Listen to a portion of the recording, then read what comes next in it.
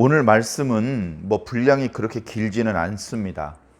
그래서 3장 뒷부분과 4장 앞부분을 묶어서 오늘 하루에 함께 묵상을 하도록 그렇게 구성이 되어 있습니다. 그리고 구절은 많지 않은데 담고 있는 내용은 함축적이기 때문에 어떻게 보면 결코 적은 양은 아니다, 그런 말씀을 드릴 수 있을 것 같습니다. 먼저 제일 앞구절에는 지금 사도 바울이 디모데에게 가려고 하고 있습니다. 디모데야, 내가 너에게 곧 갈 거야.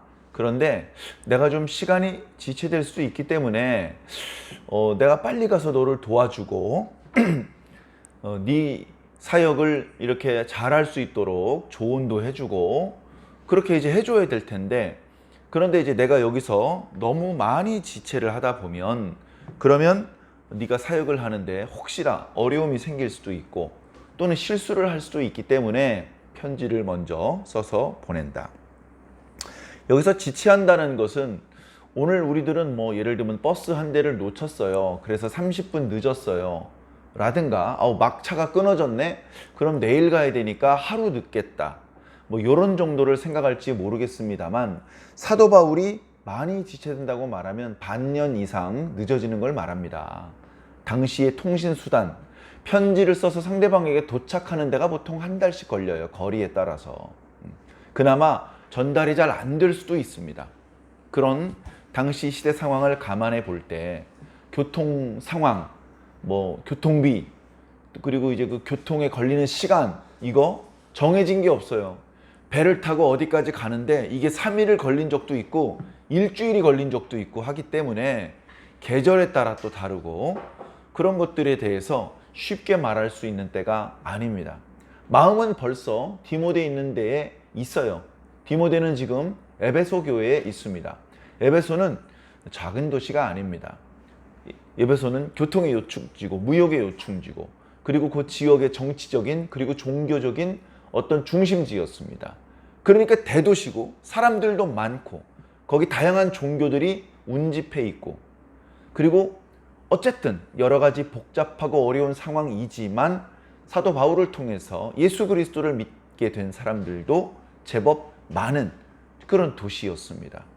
그 도시에 사도 바울이 그 도시만 바라고 거기만 있을 수 없어서 그 도시를 디모데에게 맡겨놓고 사도 바울은 다른 지역으로 이동해 있으며 계속해서 편지로 또는 인편으로 소식을 듣고 있는 것이죠. 그런데 사도 바울의 다른 글도 마찬가지지만 잘하고 있습니다. 바울 선생님 가르쳐 주신 대로 저희들 잘 실천하고 있습니다. 저희 교회에 거짓 교사가 왔었는데 저희들이 잘 분별해냈고 잘 쫓아냈습니다. 저희는 까딱 없습니다. 그리고 저희들은 조금씩 전도를 해서 교회가 성장하고 있습니다. 저희들 기도할 때마다 가슴이 뜨거워지는 것이 더 성령님께서 강하게 역사해 주시는 것 같습니다. 이런 긍정적인 소식만 들린 게 아니에요.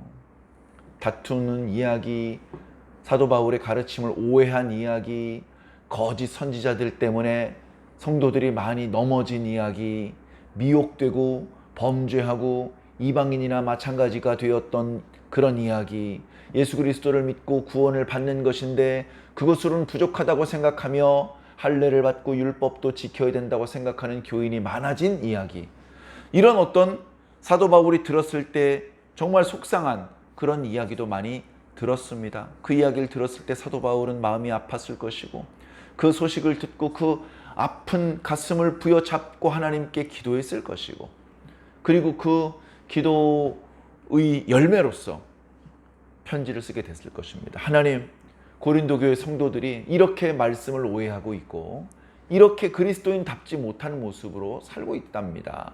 하나님, 어떻게 하면 좋습니까? 하나님, 제가 그들에게 뭐라고 편지를 써야 되겠습니까? 이런 고민과 근심과 기도의 결과로서 고린도 성도들에게는 고린도 전후서를 썼고, 또 에베소에 있는 디모데에게는 디모데 전후서를 기록한 것입니다. 자, 기록한 목적은 그 뒤에 또 나오죠. 만일 내가 지체하면 너로 하여금 하나님의 집에서 어떻게 행하여야 할지를 알게 하려 함이니, 다시 말해서 사도 바울도 가지 않고 편지도 쓰지 않으면 디모데가 하나님의 집에서 어떻게 행하여야 할지를 모를 수 있다, 이런 말입니다. 자, 하나님의 집은 간단히 말씀드려서 교회죠. 교회인데 하나님의 집이라고 표현한 이유는 당시에는 독립적인 교회 건물이 없었기 때문에 그렇습니다. 기독교가 아직 상당히 많은 신도를 보유한 상태가 아니기 때문에 그런 어떤 기독교 종교를 위한 전용 건물 이런 거는 없었습니다. 그저 예수님을 믿는 사람 중에 조금 집이 큰 사람이 자기 다락방 같은 곳을 내주면 그 집에 주일날 다 모여서 거기서 말씀을 듣고 거기서 주님께 예배를 드리고 했던 것입니다. 자, 그래서 그렇게 예배를 드리는 자리를 하나님의 집이라고 불렀습니다. 하나님의 집이 아니죠. 원래 사람의 집이죠. 아무아무개 성도의 집, 아무아무개 장로의 집, 이렇게 부르는 것이 어떻게 보면 더 우리끼리 소통하기는 좋을 것입니다. 그러나 사도 바울은 굳이 그 집을 하나님의 집이라고 표현했습니다. 그곳은 교회이기 때문에 그렇습니다. 그러면 디모데는 상당히 오랫동안 사도 바울을 따라다니면서 말씀 교육, 또 목회자로서의 훈련을 잘 받은 그런 청년이었는데 왜 이렇게 어떻게 행하여야 될지 알지 못할 수도 있는 그런 상황인가? 다시 말해 거짓 교사들 또는 거짓 가르침의 문제에 대해서는 디모데도 아직 별로 경험이 없기 때문에 그렇습니다. 사도 바울도 그런 상황을 맞닥뜨렸을 때 처음에는 엄청 당황했을 것입니다. 사도 바울이 거의 최초로 기록했다고 알려진 갈라디아서를 보면 내가 너희에게 가르쳐준 복음 이외에 다른 복음을 가르치면 하늘에서 온 천사라 할지라도 저주를 받을 것이다. 상당히 거칠고 과격한 표현을 여러 차례 써서 사도 바울 자신이 가르친 내용이 아닌 다른 내용으로 가르치는 것에 대해서 경고를 했습니다.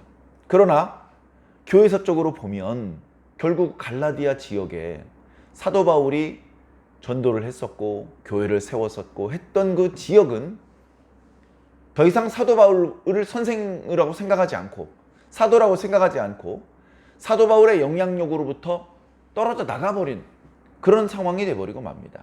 그래서 후대에 사도 바울이 이제 후대에 활동했던 그런 어떤 교회들은 주로 마케도니아와 아가야 그리고 그 아시아 지방 중에서도 해변가에 있는 7교회 주로 그런 교회들이 사도 바울이 주로 활동하지 갈라디아 그 내륙 지역 그쪽 지역은 처음에는 사도 바울이 하나님께서 보낸 사도다 선지자다 신이다 이렇게까지 생각했던 사람들인데 어느 순간 거짓 교사들만 따르고 그들의 거짓 가르침만 따르는 그런 형국이 되고 말았습니다.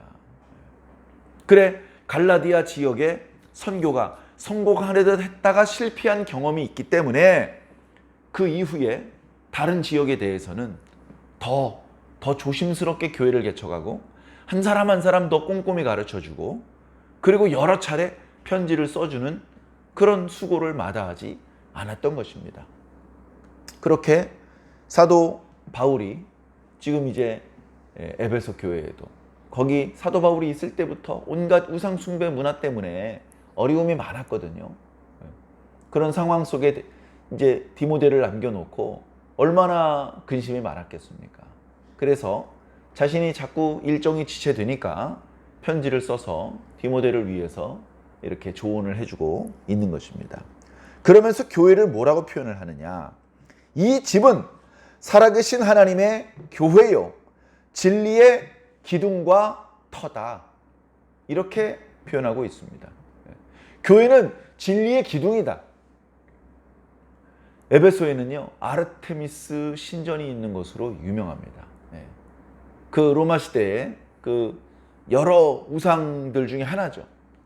그 에베소라는 그 도시의 수호신. 그래서 그 아르테미스 신을 위한 거대한 신전이 있었습니다. 이제 사도행전은 아데미어, 아데미어.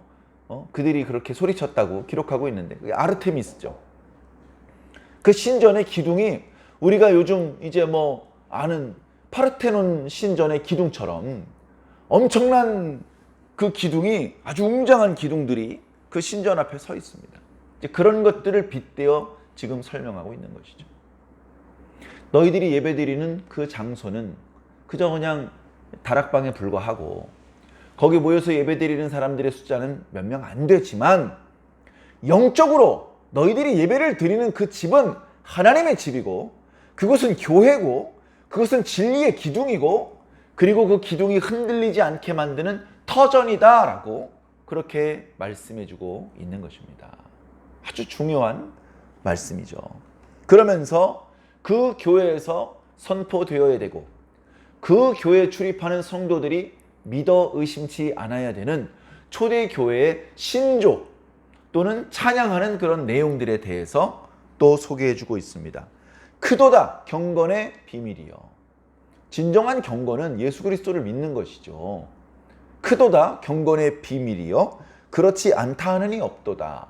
그렇지 않다 하느니 없도다라는 표현은 지금부터 내가 말해줄 6가지는 당시 초대교회에서 모두 다 인정받은 이것이야말로 우리의 신앙을 잘 요약해 놓은 표현이다라고 그렇게 공인된 표현이다라는 말씀입니다. 그 6가지는 무엇이냐? 첫째, 그는 예수 그리스도시죠. 육신으로 나타나신 바 되셨다. 그는 본래 육체가 아니었다. 그는 하나님의 아들이셨다. 그런데 우리를 구원하기 위해서 육체를 입고 이 땅에 오셨다. 말씀이 육신이 되어 사람들의 가운데 계셨다. 성육신 하신 것이다. 그 다음에 두 번째는 영으로 의롭다 하심을 받으셨다. 그는 영으로 의롭다 하심을 받았습니다. 이 표현은 많은 것들을 포함하고 있는데요. 예수님께서 성령을 받으신 것, 예수님께서 부활 승천하신 것, 그 모든 것들을 포함하시는 그런 내용입니다. 그 다음에 천사들에게 보이시고, 뭐 천사들이 그럼 예수님을 못 본 적이 있나요? 그게 아니고 예수님께서 천사들 앞에 자신을 이렇게 드러내 보여주시는데, 그런데 천사들이 예수님을 볼 때, 다시 말해서 성육신하셔서 우리와 똑같은 사람의 모양을 하고 이 땅에 내려오셔서 하나님께서 명하신 그 모든 일을 잘 수행하시고, 다시 말해 십자가에 달려서 죽으시고 다시 살아나신 이후에 부활 승천하신 이후에 천사들 앞에 딱 서니까 천사들이 예수님을 보면 찬양을 할 수밖에 없는 것이죠. 천사들의 경배와 찬양이 되시고, 자, 네 번째는 만국에서 전파되시고, 그렇죠. 이 소식은 예수님께서 하나님의 아들이신 것과 성육신으로 이 땅에 오셨다는 것과 하나님의 뜻을 다 이루시고 의롭고 천사들 앞에 드러내시고 이런 것들이 만국에 전파되었다는 것입니다. 그리고 세상에서 믿는 바 되시고, 세상의 모든 사람들이 예수님을 믿는 것은 지금도 아닙니다. 그러나 복음이 전파되고 있기 때문에 복음이 전파되는 지역에서는 예수 그리스도를 믿는 사람들이 나타나게 되었다라는 말이죠. 그리고 영광 가운데서 올려지셨다. 예수님께서 승천하시는 것을 말하는 것입니다. 승천은 내 마음대로 하는 게 아니에요. 예수님께서 이 땅에서 십자가에 달려서 죽으셨다가 다시 살아나셨어요. 그 승천은 당신이 아무 때나 원할 때 하는 것이냐? 아니요. 승천은 하나님께서 허락해 주셔야 돼요. 하나님께서 문을 열어주셔야 돼요. 받아들여 주셔야 돼요. 내 아들이지만 사정이 생기면 아비인 제가 문을 잠그고 안 열어줄 수도 있습니다. 내가 열어줄 때 들어올 수 있는 거예요. 예수 그리스도도 하나님의 아들이시니까, 전능하신 능력이 계시니까, 능력이 있다고 그냥 올라가는 게 아닙니다. 하나님께서 문을 열어주시고 하나님께서 기쁨으로 환영해 주실 때 그때 올라가시는 것이 의미가 있는 것입니다. 예수님께서는 그렇게 영광 가운데 하나님 보좌 우편으로 올라가셨다. 그렇게 지금 말씀해 주고 있는 것이죠. 자, 이런 놀라운 복음을 교회에서 선포해 주니 이 교회야말로 진리의 기둥이요 터가 아니고 무엇이겠느냐. 그러나 4장 1절 그러나 성령이 밝히 말씀하시기를, 성령이 언제 말씀하셨죠? 그것까지는 모르겠어요. 그러나 이것은 사도 바울이 괜히 쓸데없는 걱정을 하시는 것이 아니고 성령님께서 분명히 어떤 형태로든 말씀해 주신 것입니다. 뭐라고 말씀하셨냐면 후일에, 언젠가 얼마 후에 어떤 사람들이 믿음에서 떠날 것이다. 이 예수 그리스도 믿음, 이 진리의 기둥과 터를 떠날 것이다. 떠나서 예수 그리스도 안 믿고 뭐 믿지? 미혹하는 영과 귀신의 가르침을 받을 것이다. 이런 멍청이, 예수 그리스도의 가르침이 최고잖아. 하나님의 말씀이 최고잖아. 근데 또 어디 가서 무슨 가르침을 배우겠다는 거야. 여러분, 우리 생각에는 다른 가르침은 다 어리석은 것이고, 그러니까 제발 믿어달라고 부탁을 해도 믿고 싶어도 안 믿어질 것 같은데 그렇지 않습니다. 지금도 우리 주변에 많은 이단들이 있습니다. 그 가르침을, 말씀을 분별할 줄 아는 사람들이 들으면 거짓이고 속임수고 그것은 구원을 줄 수 있는 하나님의 말씀이 아닌 것이 분명하지만, 분별하지 못하는 사람 귀에는 성경 말씀보다 더 하나님 말씀같이 들리는 것입니다.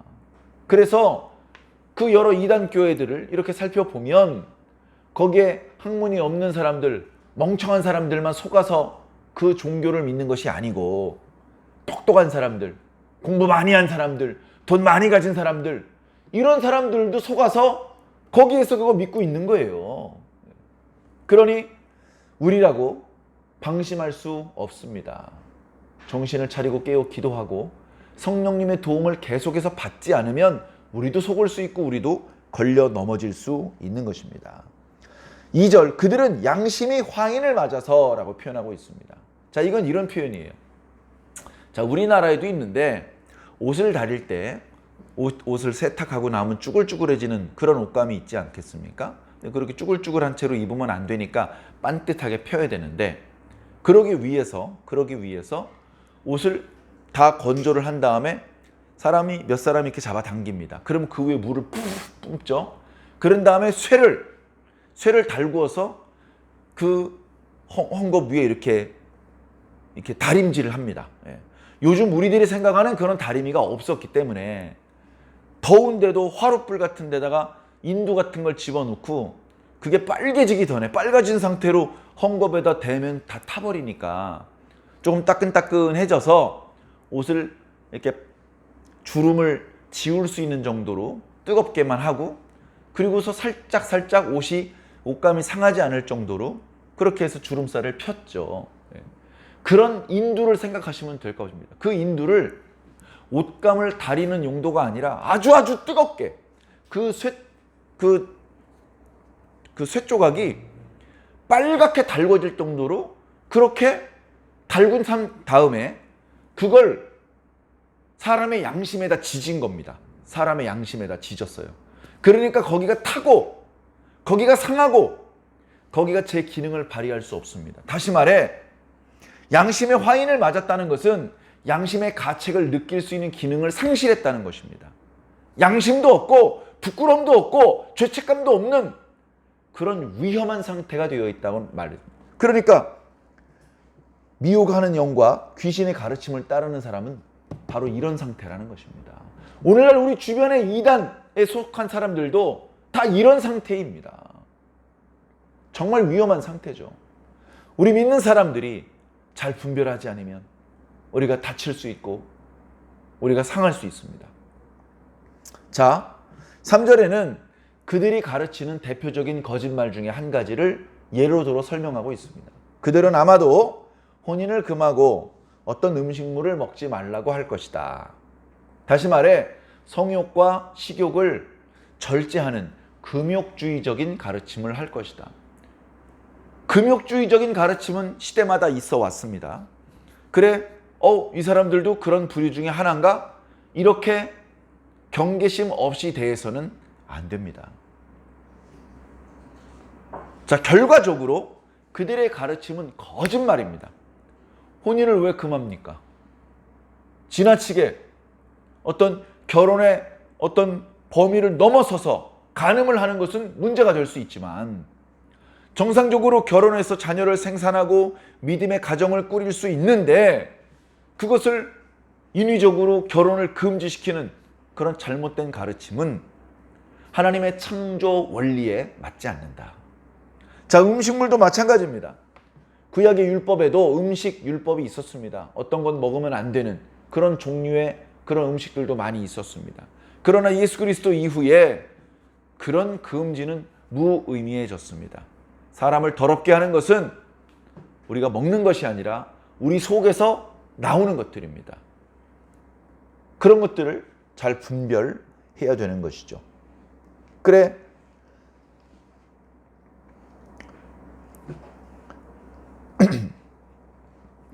하나님이 지으신 반이, 음식물은 하나님이 지으신 반이 믿는 자들과 진리를 아는 자들, 누구죠? 바로 저와 여러분들이죠. 우리들은 감사함으로 받을 수 있다. 다시 말해 4절, 하나님께서 지으신 것은 다 선하다. 그렇기 때문에 감사함으로 받는다면 버릴 것이 없다.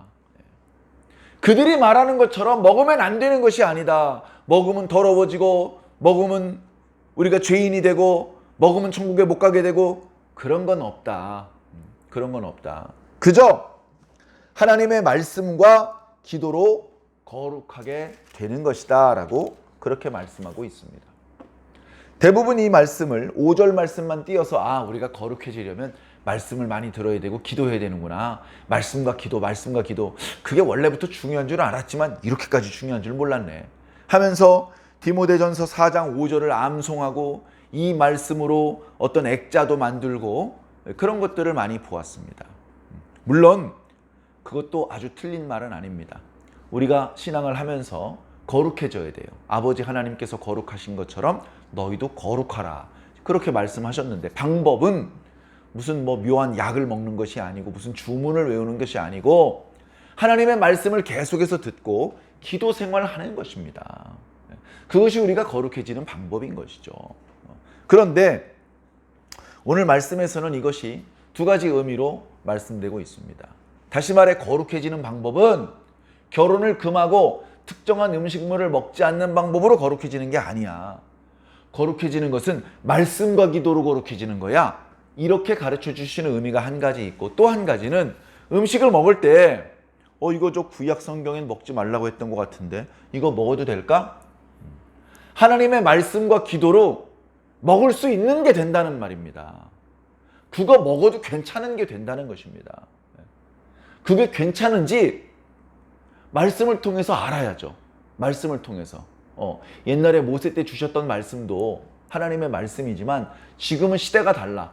모세를 통해서 주셨던 계명 중에서 우리가 하나도 빠짐없이 지금도 지켜야 되는 게 아니야. 지금도 지켜야 되는 말씀이 있어. 살인하지 말라. 안 지켜도 되나요? 지금도 똑같이 지켜야 됩니다. 그러나 소를 바쳐서 제사를 드려라. 이건 우리가 똑같이 지켜서 지킬 필요가 없는 그런 것이죠. 그래서 어떤 것은 그대로 지키고 어떤 것은 그 정신과 의미만 계승하면 되는 것이 있는데 그것을 교회를 통해서 계속해서 가르침을 받아야 되죠. 그리고 전에 먹어본 적이 없는 거지만 하나님 말씀 믿고 먹습니다. 주님 우리를 지켜주시고 우리의 건강을 하나님께서 회복하게 해주시옵소서. 그렇게 기도하고 먹으면 그 거짓말장이들이 말하는 것처럼 그 양심이 화인맞은 사람들이 말한 것처럼 먹고서 더러워지거나 죄인이 되는 게 아니다라는 그런 가르침을 주고 있는 것입니다. 사랑하는 성도 여러분, 우리는 목회자는 아니지만 우리는 모두 하나님의 백성들입니다. 우리는 모두 예수 그리스도를 믿는 믿음 안에서 하나님의 자녀가 되었습니다. 그렇기 때문에 우리는 계속해서 성경책을 읽고 그 말씀에 대한 설교 말씀도 듣고 그렇게 하면서 우리들의 믿음을 점점 키워나가야 됩니다. 더 많은 지식으로 우리들의 영적인 어떤 무장을 해나가야 되고 하나님께 대해서 더 바르고 정확하게 이해해야 되고 그리고 그 믿음으로 이웃을 사랑하는 그리고 교회를 섬기는 그런 실천적인 열매도 맺어야 되는 것이죠. 사랑하는 성도 여러분, 우리가 이제 교회 다닌 지 제법 되었기 때문에 어떻게 예배를 드리는지 하나님께서 무엇을 좋아하시는 것이 제법 많이 알고 계십니다만 때로는 이런 경우에는 어떻게 해야 되지? 잘 모르는 경우도 있을 수 있습니다. 그렇기 때문에 계속해서 기도하셔야 되고, 계속해서 성경 읽으셔야 되고, 계속해서 교회에서 선포해드리는 말씀을 듣고 배우셔야 되는 것입니다. 분명히 잘 듣고 배웠는데도 시간이 지나면 또 잊어버릴 수 있습니다. 그래서 우리는 계속 반복적으로 성경을 읽고 말씀을 듣는 것입니다. 그 과정에서 우리는 더 예수님을 닮을 것이고 하나님 나라의 백성으로 성숙하게 될 것입니다. 오늘도 하나님 나라에 더 어울리는 천국 백성으로 그렇게 성장하며 성숙하시기를 예수님 이름으로 간절히 축원합니다. 아멘.